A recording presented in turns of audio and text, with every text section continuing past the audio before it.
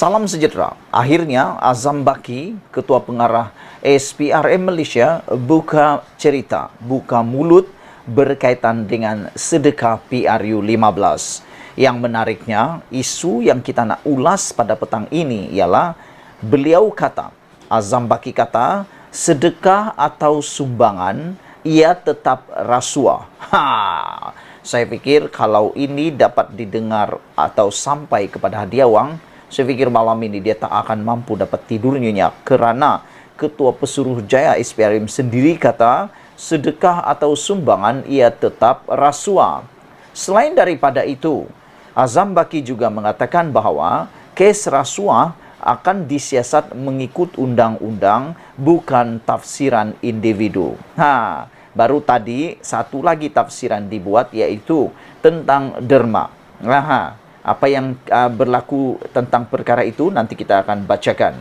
Kita ulas dulu tentang sedekah atau sumbangan ia tetap rasuah, kata Ketua Pengarah SPRM Malaysia. Suruhanjaya Pencegahan Rasuah Malaysia SPRM akan menyiasat apa sahaja bentuk rasuah berdasarkan peruntukan undang-undang, bukannya tertakluk dengan pemahaman kepada pemahaman peribadi, kata Ketua Pesuruhjayanya Azam Baki. Beliau berkata, rasuah adalah rasuah. Tidak kira bagaimana seseorang itu memilih untuk menggambarkannya. Kerana undang-undang jelas mentakrifkan apa yang dimaksudkan dengan pembelian undi. Seksyen 10A Akta Kesalahan Pilihan Raya 1954 adalah sangat jelas. Dan apa jua istilah awam digunakan mempertahankan hujah adalah tafsiran peribadi semata-mata. Sama ada ia sedekah atau sumbangan, undang-undang menganggapnya sebagai rasuah yang dibayar kepada pengundi. Tidak kira sama ada pengundi memintanya atau tidak, katanya memetik laporan Desta. Saya ingin bacakan sekali lagi apa yang dikatakan oleh Ketua Pesuruhjaya Suruhanjaya Pilihan Raya Malaysia ini. Iaitu beliau kata, Seksyen 10 dalam kurungan E Akta Kesalahan Pilihan Raya 1954 adalah sangat jelas, dan apa jua istilah awam digunakan mempertahankan hujah adalah tafsiran peribadi semata-mata. Sama ada ia sedekah atau sumbangan atau derma atau sebagainya, undang-undang menganggapnya sebagai rasuah yang dibayar kepada pengundi. Tidak kira sama ada pengundi memintanya atau tidak, katanya memetik laporan Desta. Seksyen 10 dalam kurungan E Akta berkenan dengan perbuatan rasuah sebelum, semasa dan selepas pilihan raya dilakukan secara langsung atau tidak langsung oleh calon sendiri atau oleh wakil bagi pihaknya. Komen Azam itu susulan kenyataan Presiden PAS Abdul Hadi Awang baru-baru ini terhadap petisyen difailkan UMNO Terengganu bagi membatalkan keputusan PRU 15 di 3 kawasan parlimen di negeri pantai timur itu. Hadi berkata mereka yang dirakam dalam video menyerahkan wang tunai kepada pengundi hanyalah melakukan kerja amal. Ahli Parlimen Marang itu berkata, Undang-Undang Pilihan Raya menetapkan hanya calon dan ejen mereka dilarang memberi wang tunai. Komen beliau mengundang kritikan pelbagai pihak kerana Akta Kesalahan Pilihan Raya 1954 jelas melarang perbuatan terbabit.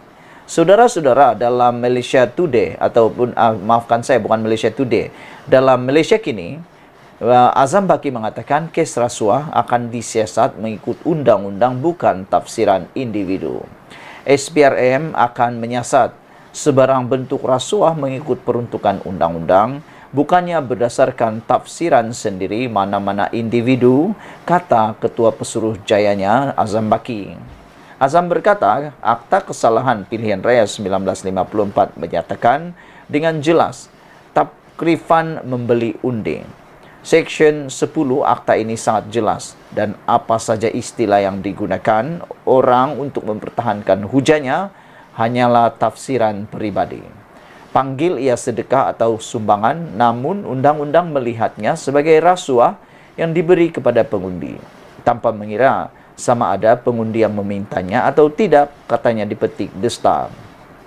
Menurut Azam lagi, Seksyen 10 akta tersebut menjelaskan secara terperinci pelakuan rasuah sebelum, ketika dan selepas pilihan raya. Katanya sama ada ia dilakukan secara langsung atau tidak langsung, atau calon sendiri yang memberinya atau ia diberi wakilnya, tidak memberi perkiraan dalam perkara itu. Dia berkata demikian selepas tercetusnya pertikaian susulan kenyataan Presiden PAS Abdul Hadi Awang bahawa pengagihan wang tunai oleh parti itu kepada pengundi semasa PRU 15 adalah sedekah dan tidak melanggar peraturan pilihan raya. Menurutnya, undang-undang hanya melarang calon atau wakil calon daripada memberinya. Pada 3 Januari lepas, UMNO Terengganu memfailkan petisyen untuk membatalkan keputusan PRU 15 baru-baru ini bagi kawasan Parlimen Kuala Terengganu, Marang dan Kemaman. Petisyen itu mendakwa PAS merasuah pengundi dengan mengagihkan bantuan kewangan daripada kerajaan negeri melalui inisiatif iPension, iBelia dan iStudent antara 15 dan 17 November 2022 yang hanya beberapa hari sebelum PRU 15. Saudara-saudara sekalian, persoalan besar di sini ialah apa yang akan jadi sekiranya kes ini menang ataupun Hadi Awang kalah di dalam kes ini. Saudara-saudara, yang akan terjadi ialah beberapa perkara, ya, denda yang boleh dikenakan kepada pesalah demikian. Saudara-saudara sekalian, kita berharap kes ini dapat diselesaikan dengan begitu baik. Kerana kalau tidak, kita takut nanti akan ada duluan. Dan saudara, saya harap perbuatan merasuah pengundi ini tidak lagi muncul dalam pilihan raya akan datang. Kerana kalau ini berterusan, yang rugi adalah negara kita sendiri. Bayangkan saja, yang terpilih itu menang kerana rasuah, menang kerana sogokan, bukan kerana beliau layak untuk memimpin kawasan tersebut. Kita memilih yang terbaik, bukan memilih yang raja rasuah. Kita memilih yang terbaik, bukan orang yang hanya pandai bagi rasuah. Saudara, sebagai pengundi, kita pun mahu supaya undi itu adalah adil dan tidak berat sebelah. Sebelum kita berpisah, saya sangat suka untuk mengulangi apa yang dikatakan oleh Ketua Pesuruhjaya atau Ketua Pengarah Pesuruhjaya SPRM Malaysia. Beliau kata, sedekah atau sumbangan ia tetap rasuah. Dan jumpa lagi, bye-bye.